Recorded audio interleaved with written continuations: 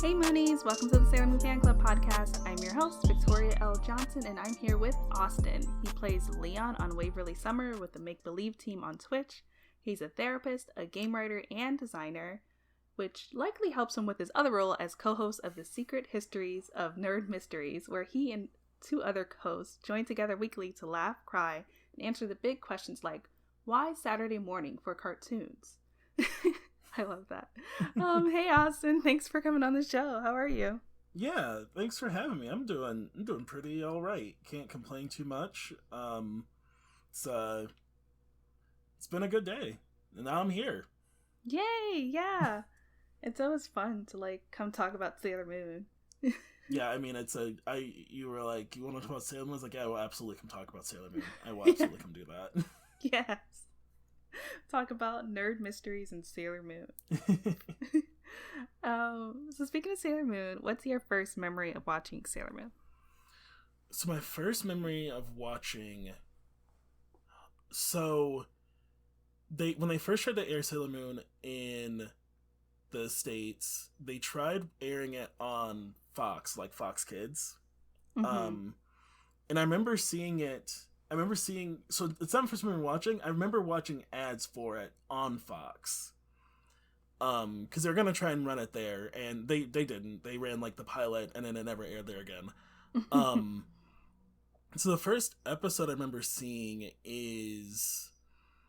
was on Toonami. I feel like for a lot of people in their, mid to late 20s, early 30s, it was Toonami on Cartoon Network. And it actually wasn't the first episode. I remember the first episode I remember seeing is the episode where you meet Sailor Mercury. Ooh. And I don't know if they started there for Toonami. I don't know if I just wasn't watching TV when it came on, but that was the first episode I saw. I didn't actually see the first few episodes leading up to her until I was a teenager. And went back to rewatch the series, and I was like, oh wait, I've never seen these episodes of Serena Usagi by herself. Right. That's super cool. So wait, so what was the gap between that original Fox viewing and seeing that again? It's gotta be it has to be a few months to, if not year or more, because I think the gap between those happening is a few months to year plus. Right. So it was a while. And it wasn't the promos seemed interesting. I hadn't really watched anime yet, so it was also I didn't know, my kid brain didn't know what to make of it. Because I didn't even watch I didn't even think I was watching Pokemon yet. I was still only watching American cartoons. Right. Yeah, I definitely relate to that. I think so many of us are just like, what is this? But specifically about Sailor Moon, how did you feel? What were you thinking when you, I guess, maybe the second time around you watched it? Because it seems like that's kind of when you really delved into it. I thought it was really cool because it was magic and fighting and school. There wasn't, the only thing close to it else that I watched was Cardcaptor Sakura, which is very similar because it's magic and fighting and school. So I thought, I don't know, it was really awesome that, because the other anime out that I was watching was Dragon Ball Z and Pokemon, and Sailor Moon felt really grounded because they were meant to be in the real world. Dragon Ball Z, they're clearly not on Earth, or not on Earth as we know it. Right. And then Pokemon is also clearly not Earth as we know it. But Sailor Moon was Tokyo. Yeah, it's it's a place that I didn't know existed before Sailor Moon, but it's a place that exists apparently. I remember telling my grandpa. No, I was talking to my grandma about it. My grandpa overheard us. My grandpa was in World War II, and he was like, that's a place, right? I was like, what do you mean? He's like, Japan's that's how I learned there are countries, because I was 6. That's hilarious. Especially him being in World War II. He's like, yeah, I've been there, or you know, like, you know. It's like, you know, it's like a place that people go to. Right. So yeah, I just remember thinking it was really cool that they like got to have like these cool magic powers, and they got to do cool power-ups, and then they also like went to school and had like friends and dates and stuff. Like it was the first thing that was like you could do, but it was really like the first introduction I had even to like the idea of a superhero, because they're like superheroes, right? They're just like Spider-Man or Batman. Like they have like a civilian life they have to upkeep, and they're also like superheroes in secret. Right. Yeah, a lot of people, it took me a while. It wasn't until like a few years ago I was like, wait, yeah, Sailor Moon is like this. Their scouts are really superheroes. Like they have secret identities, they have superpowers. Like there's nothing really that separates them from, you know, another superhero from Marvel or DC or whoever that has magical powers. Like there's nothing really separates them from like Doctor Strange, you know? Right. Well, so, even like Sailor V, like Sailor V is like I'm pretty sure they call her like a superhero, even in like the new dubs and subs. Like she is in like the papers as like this cool superhero they have. Yeah, like this masked vigilante too. Even they're kind of like vigilantes too. I think that's funny. Because I think we just associate vigilantism with like darkness and like Batman, but it's like technically them too. Oh, that's really, really cool. Yeah, that's the one thing too I love about anime. I think, at least for me, and I think for other people too, is that it really opened my mind to like a world outside of my like state or country, where it's like, oh, like there are other countries, like you said, like there's places I could go, there's other cultures, like and just things I probably would have learned later on, but it was cool to get that earlier on. Just open your horizons a little bit. Right. Yeah. Did you have a favorite scout / senshi? Yeah, it's Ray. It's Sailor Mars. If anyone, it's Sailor Mars. She's so cool. That's so funny. Is there another reason besides her being cool? She is really cool. Like the heels and everything. I'm just like, yeah, she's awesome. But is there any other reason? I like that she is so she's very sure of herself. I guess she is not I don't know, she's like very sure of herself, and she's very sure that she's awesome, and she's very sure that she's a badass. And I like her as like in that role, you know, especially because like when you watch for the first time, like you get Sailor Moon, and it's just her, and then you get Sailor Mercury, and then you get Sailor Mars, and they're like the three for a bit. Right. And I don't know, I like what she brings to the team in that, like, it's almost like confident stubbornness, because like Sailor Moon Usagi is like stubborn and also not confident. But Rei is like, I don't know, she's that person who walks into the room, and regardless if people think she's like, I don't know if I can swear. No, you can. Go for it. Regardless if people think she's hot shit or not, like, she's like, I know I'm hot shit. And I was like, oh man, she is hot shit, huh? And that's just like an aspiration. Yeah, I agree. That is an aspiration for sure. You know what? I never thought about that before either. Just like you kind of get Usagi / Sailor Moon, who's like this crybaby, stubborn, but kind of like not very assertive, and then like you get Sailor Mercury, who's also like not very assertive and like smart, and like then you just get Sailor Mars, and it's like boom in your face. Yeah. Like, it's so good. It like those like three, I think, couldn't do it without each other, and I mean that's like literally the whole point, right? Like the whole point is like that none of them can do it without the team.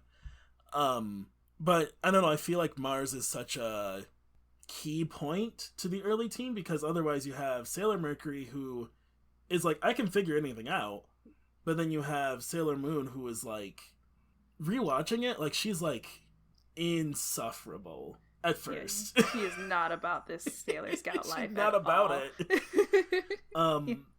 It's kind of funny to rewatch, because like she's so not about it, but then like a lot of the attacks and like transformation scenes, they use the same animation, which is like to save money. Makes sense. A lot of studios did that, especially then. But she looks so, like, confident in them because they have to use them later in the show when she is. And I'm like, it's such a funny juxtaposition. Yeah, it's like when she changes, she's like, I don't want to fight this monster. But she's like looking fierce in her transformation. Yeah. I always feel like, because she always says the like Moon Prism Power with such conviction too. Yeah.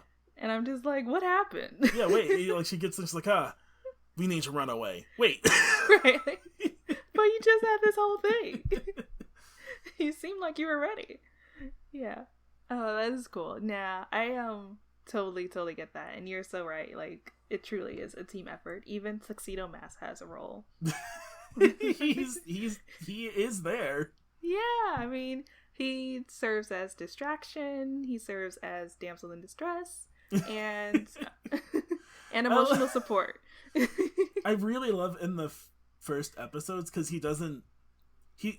like, there's the meme of, like, he didn't do anything, but, like, in the first episode, like, I don't know, old boy literally shows up, throws a rose, he's like, Sailor Moon, you must do it. Goodbye. Yeah, that's what I'm saying. He literally is like, distraction, and then gives you, like, a moral boost. Yeah, he's like out. Good luck. Yeah. Like, you can't even stay for the rest of the fight? Like, I threw my rose, you've got it. Right. 1 rose per day. Like, everyone gets one? Everybody gets one. Everybody gets one. Just 1 rose. Yeah. No. But, even he plays a role. Yeah. Oh, speaking of that, I told you before, but I love the concept of this Secret Histories of Nerd Mysteries podcast. I feel like that's one of the things, like, where does Tuxedo Mask get all these roses from? Someone actually posted a thing that Costco was having a sale on roses. It was something, and I was like, is this where he gets it from? It was like 100 roses for $40 or something. Tuxedo Mask in line at Costco with, like, a cart full of just, like, 40 boxes of dozens of roses. Right. It's like, wow, this guy's really, really nice to his girlfriend or boyfriend or whatever people are probably thinking. And they're like, nope, he's just going to throw them randomly for the rest of the year. Well, he's got to go home and, like, sharpen them, right? Because they stick into the ground. Oh, yeah. That's like a whole... That's like a whole weekend thing. Right. It's like his, like, whole Sunday afternoon or Sunday. People like, you want to go hang out? Nah, man, I gotta go buy some roses and sharpen them. What? Right. I mean, something normal. Pretend I said something normal. Yeah. Another person, Constance Gibbs, who was on this podcast, we kind of talked about how he has to probably, like, scout locations ahead of time because he always shows up at, like, the randomest places, like on some billboard, and it's like, how did you get there? Like, you must have known that was there ahead of time. Like, you must be scouting these locations in case there's a fight there. I feel like what it is because, like, the episodes will start, right? Mm-hmm. And they'll be like, oh, there's the hidden monster. That's clearly the monster. And I'd like to think he figures this out also day one, but doesn't tell Sailor Moon. He's like, well, now I gotta go scout where this monster's hanging out so I can be in the perfect post up and wait for the perfect moment to be like, Rose. I think you're absolutely right. He's like, this is probably where the next attack is gonna be, like, this random, like, bike shop that opened that all these people are attracted to for some reason. He's like, all right, there's a billboard there, there's a light over there. Hey man, you seen this new store? It only sells puppies. Right. Only sells puppies? Yeah, only sells puppies. And like, every single kid goes in and comes out with 10 puppies, but then goes back for 10 more the next day. Right. It's like, it's a megaverse. Let me go get the blueprints to that store. Yeah. Get the schematics for the block. But, speaking of which, so your podcast. Yeah. How did you come up with the idea for it? Or how did you and your 2 other co-hosts come up with the idea? Yeah. So it's me and one other. Okay. It's me and my good friend Brenda. We've been talking about doing a podcast for a while. We used to live in the same city. She's moved since, so we do it remote. Which, thanks to the power of the internet, is not hard. But we have been talking about it for a while. We were like, we should do something about stuff we like, but not like, we both are fans of, it's defunct now, but there was a podcast called Nerdificent, Cool. And they did something similar, but they did more big properties, and it wasn't like always surface level, but it was usually stuff that wasn't too hard to find out, which is like fine. And they would always have like a guy, and so like we kind of like that, and I was like something like that, but like more in depth and more like stuff that is obscure and stuff that like even if you googled this you wouldn't like find this out. Like this is like something we had to dig in for. So yeah, we talked about that for like a few months, and then after she moved, my friend Brenda came and stayed with me for like 4 or 5 days to hang out and see, like, visit friends, and she moved away. We talked about it again then, and then the pandemic started, and we had a lot of time on our hands. Yeah, for better or worse. Yeah, so it was literally like, we were like, we should do this already. And then our state that we live in went into lockdown, and we just like, we're like, let's do it next week. And then we recorded our first episode, and we've been doing it ever since. So yeah, it was just like, me and Brenda both are burdened with knowledge that is not relevant. I love that. And so we decided we make a show and make it relevant. Yeah, I was going to say it was relevant to your podcast. No, I totally get that. I feel like I am a host of just random pop culture references sometimes. Mm-hmm. So. I mean, it's like you gotta, like, we're like, I may as well use it. Like, yeah. Why do I know the last time I used a rubber suit for a Godzilla movie? I don't know. I know it. You may as well make an episode about it. Yeah. Why not? Use your powers for good. Yeah. Yeah. That's the Sailor Scout. Right? Yeah. I just noticed too, so to anyone listening, whenever a guest signs in, they can choose what their name is going to be. So you have Sailor Scout Austin, which is awesome. I just noticed it. Yeah, I like I've been searching long for a new internet handle, because for a long time, I was a huge Sonic the Hedgehog fan also, and so for a long time it was like a Sonic the Hedgehog reference, and I'm like, you know what? It's Sailor Moon now, so I've been changing everything to that slowly. Ooh. It's not available on Instagram, so I gotta think of something else, and I haven't checked for like my online gaming purposes yet. Nice. Yeah, I've been wanting to do the same for mine, but like everything Sailor and Victoria is taken. Yeah, it's rough. You like think you're like, this is perfect for me, and you're like, and every other person thought of that. Right. And it's like Sailor Victoria 1, Sailor Victoria 2, yeah. Sailor Victoria 397. Yeah. Even like I used to use like birth year, like sometimes I get them with like Ooh. Sailor Scout Austin 91. Nope. Mm-hmm. Taken. Okay. Yep. One day I'm gonna find it.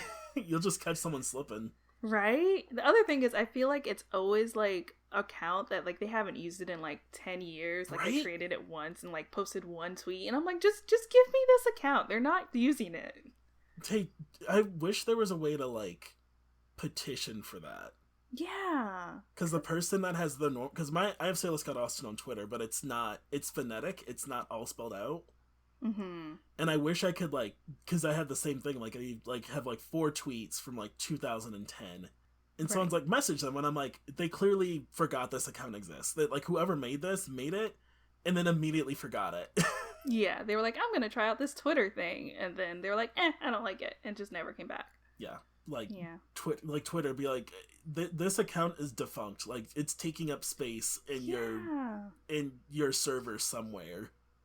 Give it to me. Please. Yeah, I feel like I think 10 years without use, especially if you like don't even have one tweet. Like, come on. But I want to ask, what's been your favorite nerd mystery that you guys have uncovered? Ooh. So far. I'm quite fond of 2 episodes we've done. Back in season 1, actually. I'm fond of some episodes we have coming out, but they're not. They might be out by the time this is out, but they're not out as I'm talking to you. Gotcha. So I'm quite fond of.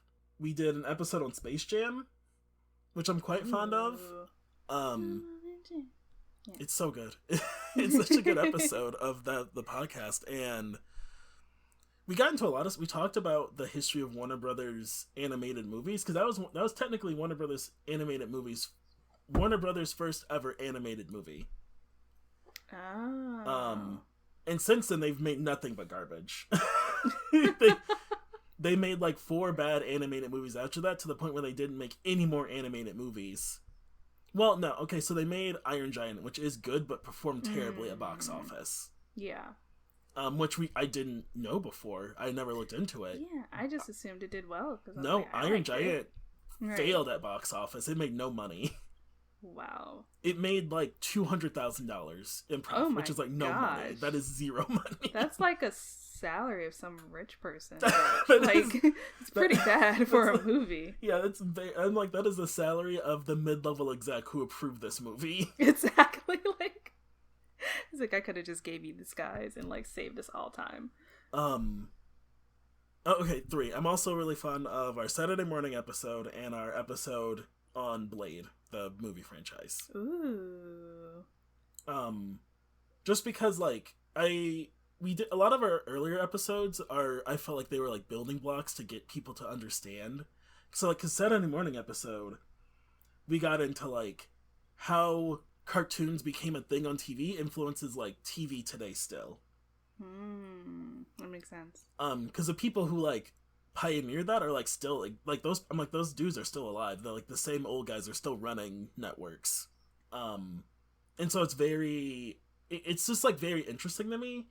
And then Blade also just has like a bunch of stuff that, like, again, if you don't dig in, people don't find, which I won't belabor here, but I really enjoy those 3 episodes just because they all reveal something about stuff that I think is like everyone knows what Space Jam is, but they've never seen it. People have heard of Blade even though they've never seen it. And everyone has watched at least one Saturday morning cartoon. Yeah.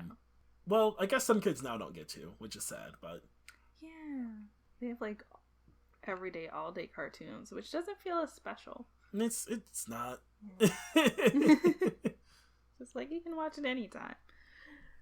What was your favorite? Do you have a favorite Saturday morning cartoon? My favorite Saturday morning cartoon that was like a Saturday morning cartoon. Is probably Fillmore. Oh, yeah, that was good. And I'm on a microphone and talking about Fillmore. I must ask Disney, where is Fillmore on Disney Plus? Facts. Where is Fillmore? This is not a question only I am asking. There are multiple websites with multiple threads and forums about where is Fillmore. There is a Fillmore hive for sure out there. I see like a meme about him at least once every 6 months. it's I just need to know. Mm-hmm. Fillmore was one of the last Saturday morning cartoons they made. Like ever. Like of anyone. It was like one of the last or it was Fillmore was the last traditionally made Saturday morning cartoon. I will say for a fact, I'm pretty sure I remember that from researching. And it was a victim to Saturday morning cartoons dying.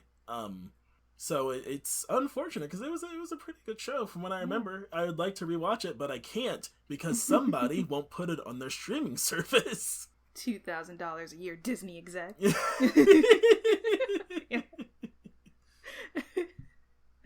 Yeah, no, that is a shame. And I'm like, is that what happened to Saturday morning cartoons? They just got too real. Fillmore. I mean, I could tell you. Yeah. Oh, well. If you want to know. I do want to know. So what happened to Saturday morning cartoons is they were made, so they came on Saturday, so kids could watch them so they could sell toys. They wanted to sell toys. They were like, Saturday morning cartoons, toy store in the afternoon. Yeah, exactly. Yeah. What started to happen is parents were like, so the first generation of kids goes through, and then those kids start having kids. And they grew up with Saturday morning cartoons. And what happens is parents, when they grow up and see their kids watching, they realize this is all to sell toys to my kids. Mm-hmm. Because their parents didn't grow up with cartoons, so they just didn't have a context for it. But when you're an adult, watching a kid do a thing you can like step back and be like, this is all to sell toys.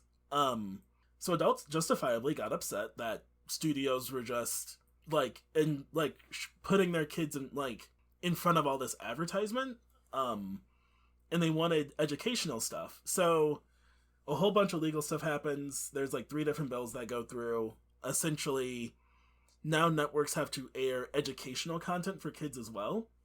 And they have to do that to be a broadcast network, because there was only broadcast TV at the time. Cable gets around this later on. Cable doesn't have to do this. To be a broadcast network, you have to have X amount of hours of educational entertainment for children. So what networks would do is like put this stuff on Saturday, which is why they kept Saturday morning cartoons going even as cable became a thing, because they needed it. So Fillmore was one. Recess, like they would do anything they could to make a show count as educational entertainment. If you remember watching Saturday morning cartoons, sometimes in the corner there was that E/I, which was them denoting that this was like fulfilling the need of this legislation so they can continue to be broadcast network TV. The reason Saturday morning cartoons started dying off is like there's cable, kids can watch cartoons whenever they want, rise of the internet, rise of streaming. Networks are able to sell off their EI requirements to other networks. So now there are like 2 channels that exist on special broadcast TV bandwidth that just play other networks' EI content all day. That makes so much sense. I would have never guessed that. It's so funny how so many things that like shape our lives, like this was my favorite show, and like yeah, this was only created because of this legislation that some parents pushed for. Yeah. That's it. If they didn't push for that, we wouldn't have had stuff like Fillmore and Recess or Pepper Ann even. Right. That's because what I'm thinking about, yeah. That's why we had like the shows of kids being kids like that. Because otherwise we would have just kept getting like G.I. Joe type shows that were like, this show exists, so you'll go buy the toy of the thing. Yeah. That's it. Why did we make this show? So you would go buy the toy. Right. Teenage Mutant Ninja Turtles only exist because they wanted to make toys. Right. Not the comic. The comic existed. Someone bought the rights to the comic and made a cartoon because some guy was like, I can sell toys of that, but first I need a cartoon. Yeah. I mean, it's a big 30-minute advertisement. Yeah, exactly. It's a 22-minute advertisement that you can also make money off of because people pay to run ads while you're running your 22-minute ad. It's like... yeah. I was just thinking that. I'm like, it's like Exhibit. Like, you get ads on ads. Yeah, like... All right, player, check this out. So we put ads on your ad. Right. It's like, we get a 22-minute commercial for the Teenage Mutant Ninja Turtles. Then we gonna put a Teenage Mutant Ninja Turtle commercial within that commercial. Exactly. And kids, they have done so much research to prove that kids could not tell when the ad was happening and when the show was happening. Because that's how they used to do ads. Wow. It was just like, you're watching Teenage Mutant Ninja Turtles. And then there's an ad featuring all of the characters, like, buying Nesquik or something. Right. Oh my gosh. I never even thought of that. I felt like I could always tell the difference, but I mean, still, that would definitely have an impression on me. I mean, I still am very susceptible to ads, so man. Well, go parents. Yeah. Hey, I like Pepper Ann. Where's Pepper Ann, Disney Plus? Right. That too. She's like one in a million. Yeah. And she's much too cool for 7th grade, but not too cool for Disney Plus. The ad writes itself, Disney Plus. It really does. Just hire us. We have the tweets ready. Yeah, there's so much good content. Yeah. Oh. Now I'm gonna go like get angry about all the things that aren't on Disney Plus. Join me. Yes. Brandy Cinderella, where is it? So on the other side, so you are also a game writer. Yeah. What is the last game you wrote, or like where are you in this process, I guess? Yeah, so I will write and design for games, freelance. So I've written for a few games, and I am designing my first original game with a co-designer. Ooh. So on that process, we are in the process of talking about it, but we don't have any like street data or anything yet. So and that's what been is street data. Sorry. Huh? Is that like the layout of like the games? Oh, so street date, like it'll be available on this day situation. Ah, got it. We don't have that yet. We're still doing playtesting and getting art done and that sort of stuff.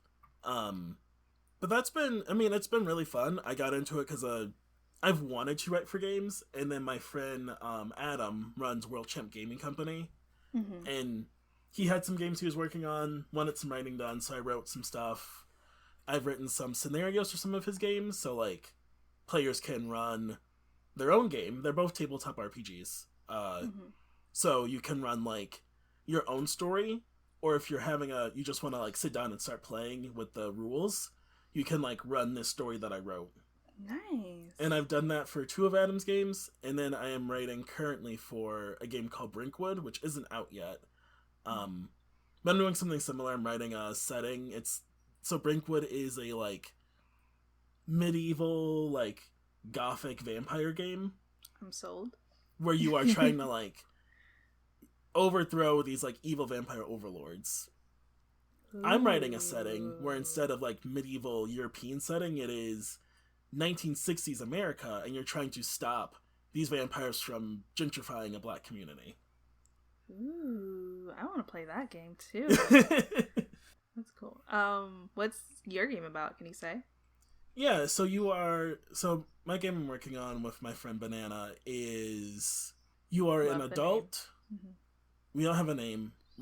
No, I said love the name, Banana. Oh yeah, Banana's amazing. Banana Chan on Twitter, everyone go follow her. Yes. You are an adult returning to a boarding school you went to. The name of the boarding school is Deimos Academy. And you're returning to this boarding school there's like a reunion happening, and your character may be going back for other reasons, but there's a reunion happening, so you're going back to the school.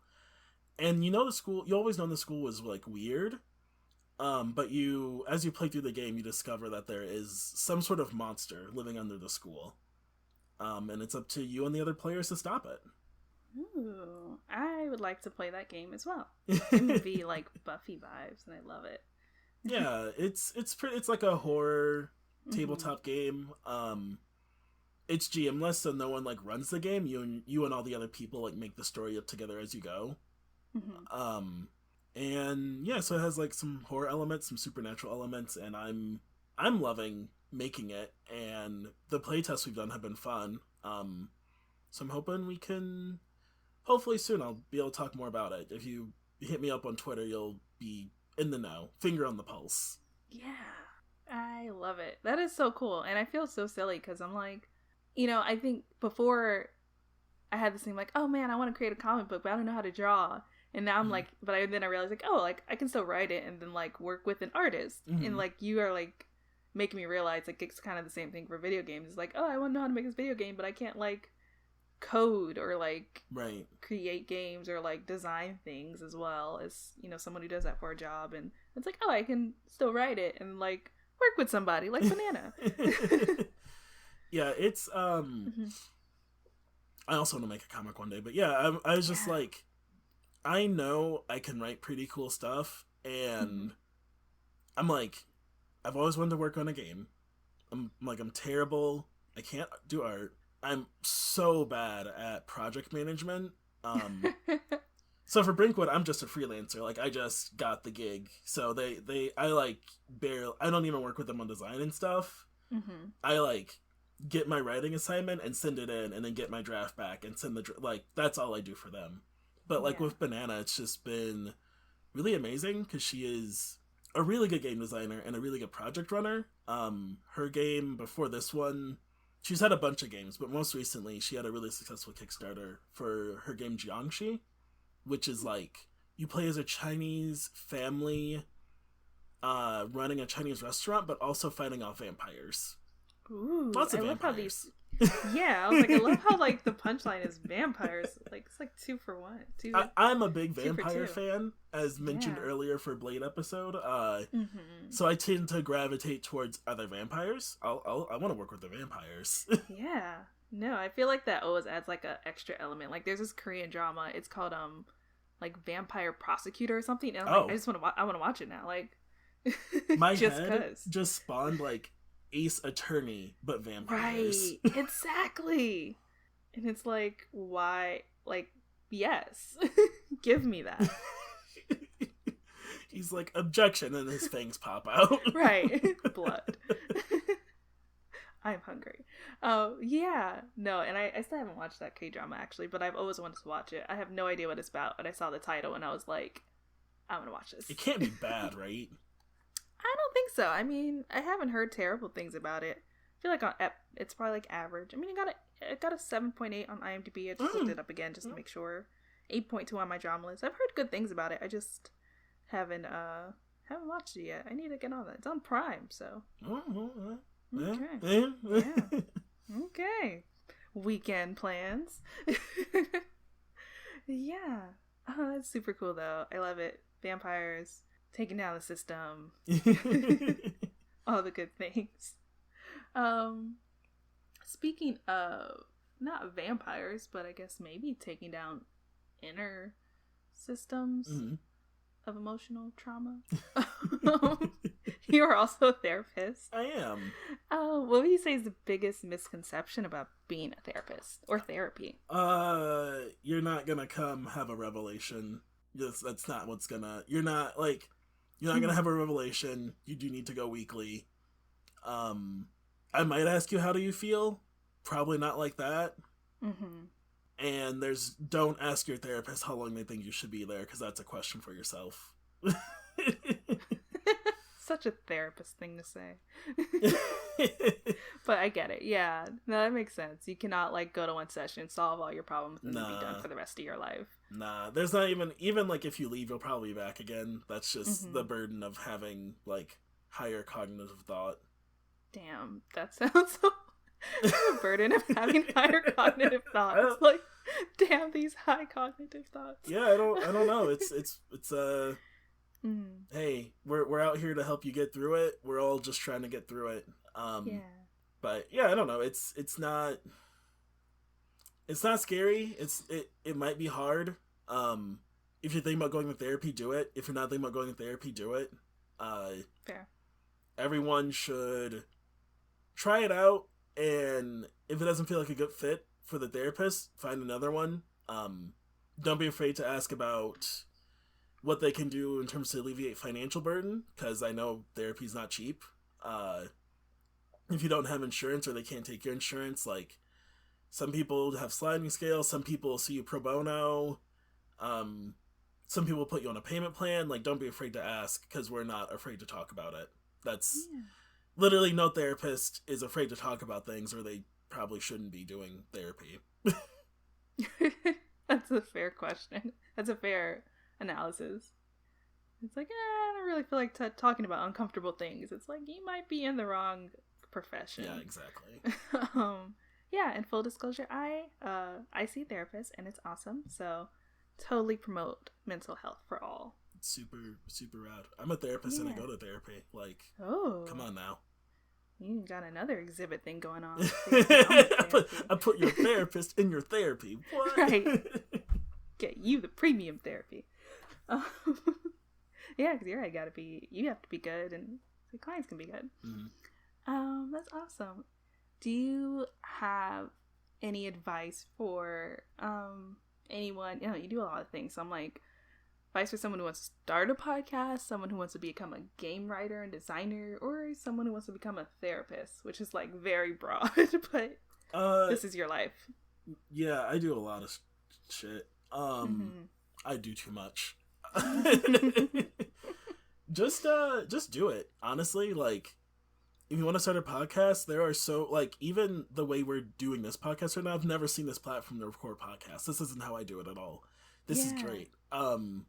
So just like go do it. Go like Google how to set up. Go download like Anchor. Anchor is like a free app from Spotify that you can record your podcast right on your phone and then upload it. Just do it. Just like, you have an idea for a podcast, someone probably wants to listen to it. Don't do it thinking you'll be like the next McElroy family or the next like Night Vale or any like you probably maybe you will be. That'd be amazing. And if you do, make sure you give me my producer credits right now. But even if you don't, make your podcast, tell your friends about it, tell your family. Like, people will be excited because you're excited. When we made Secret Histories of Nerd Mysteries, we didn't think it would... Like, we're on a network. We didn't plan... We were fine that we would release our podcast and the same 10 friends would listen to it. That was, like, it's just... We're just having a good time. So, yeah, I mean, just do it. Same thing for game writing. Like, I started writing games when I tweeted, like, I want to write for a game. And my friend Adam was like, you want to write for my game? Nice. And Banana was like, you want to make a game? Like, that's it. I just was like, I want to do it. And you'll probably find work to do it. Or you could make your own game. It's, again, just like, you have an idea to make a game, do it. You don't have to make it some big flashy thing. It doesn't have to come in some nice box. Like, making PDFs and Google Docs is free. Facts. Therapy's harder. You gotta go to a lot of school. And can't just do it. It's a lot of work, and there are multiple tests and licensure exams you must pass to do so. But if you can get through all of that, then congratulations, you're now a therapist. I believe if you have the pull towards therapy, you should attempt. I will not say it's as easy as just doing it. Grad school is a lot of work. And passing these exams has been a lot of work. So there's like hurdles and financial struggles, and so I'm not gonna shoot that off the hip and say just do it. I would say maybe contact the university you're thinking about going to and have a discussion. Sounds like a good plan. Or you can hit me up on Twitter. My DMs are open, and you can ask me about my experience and see if it's something you want to do. That's very nice. Or if you know of someone that's a therapist in your life, like interview them. Oh, I do know therapists. I mean, not that I want to become a therapist, but that is cool. And what would you say outside of Sailor Moon are some of your favorite anime? Like all-time favorite? Yeah, sure. Okay, so my top 4, because we got one already. Okay, the top 5. Is in no particular order. Well, no. So tied at the top, and then it's in particular order, but tied at the top are Fooly Cooly and Erica 7. Ooh. Which I will watch those at any point in time. Ever. Forever. You got Cowboy Bebop. Yes. And you got King of the Hill. Are you considering that an anime, or is that just one of your favorite shows that you can stop and watch at any time? King of the Hill is a very rudimentary American anime. That's hilarious, because it is very random. No. Okay, Samurai Champloo. But okay. I just wanted to put out there, I also really love King of the Hill, everybody. Gotcha. Yeah, it's Champloo, Bebop, Erica 7, and Fooly Cooly are tied at, like, the top spot. And then, because I see Erica 7 and Fooly Cooly is sharing one spot. So, I just lost the name of it. It's floating on the wind. Oh, it's a new one, okay. Demon Slayer. Oh, I still haven't caught up to that. I need to do that. It's pretty good. It's hard. It's like, I always leave a slot in my top 5 for something new. Because, like, Demon Slayer is ongoing. Like, we have 25 episodes, or 26 episodes, and a movie that isn't out for the US yet to watch in any way, shape, or form. Well, I could, like, illegally download it, but I don't do that. Come on now. Yeah. If I am an adult with income, I will pay money and watch it when I can. Yeah, we can wait a little bit. But yeah. Yeah, I'm the same way. I think my my new anime slot is My Hero Academia. Ooh, yeah, that's right a good now. One. Yeah. But like I say, yeah, I like that though. I think I do that, but I was doing it subconsciously. It just makes sense, you know? Like, you don't want to... Yeah. Like, someone's like, what are your favorite anime? You say the same, like, 5 anime your whole life? Like... Mm-hmm. Like, I gotta keep it fresh. What are the kids into, you know? Yeah. Stay young, stay hip. I gotta check out this Fire Force everyone keeps tweeting about. Me too. And keep talking about Jujutsu Kaisen, which apparently has been out for a little while. I haven't even heard about. Oh my god, I'm getting old. I hadn't even heard about that one yet. Same. Every time I'm like, what are the kids talking about today? I have friends who, like, not this year, but like that do artist booths at cons and stuff, and they'll always there'll be like a 3-week period where they ask me to hunker down with them, like, all right, we got to figure out what anime kids are watching so I can make fan art of it for the booth. Oh, that's genius. Like, go into like Twitter tags, like, what are the kids watching, you know? Because like they all do original work, of course, but like when you're an artist alley at a con, you're like, you gotta have like the one fan art print. Yeah, no, you have to end something that like everyone or a lot of people are into. Especially because it pulls people in, you know? Because they'll see like your My Hero print and they're like, oh, look at this original. Right. That's so funny. I never thought of it. Because whenever I see art, I just assume the person's a fan of it, but I never thought of it as just like a marketing ploy. They might be, but yeah. I will not put my friends on blast, but I've been behind many a booth helping people manage like sales and stuff where they have like surface level seen enough for like a quick transaction chat. Yeah. Like the same 4 talking points. Sometimes it's all you need, really. Yeah, look, you're not going to be here long. And if you're going to be here long, you better spend more money. Right, yeah. That's so funny. Yeah, no, I mean, it could be both, too, but I just never... I'm way too innocent sometimes. Just like, oh, they love this. Yeah. And it's like, nope, money.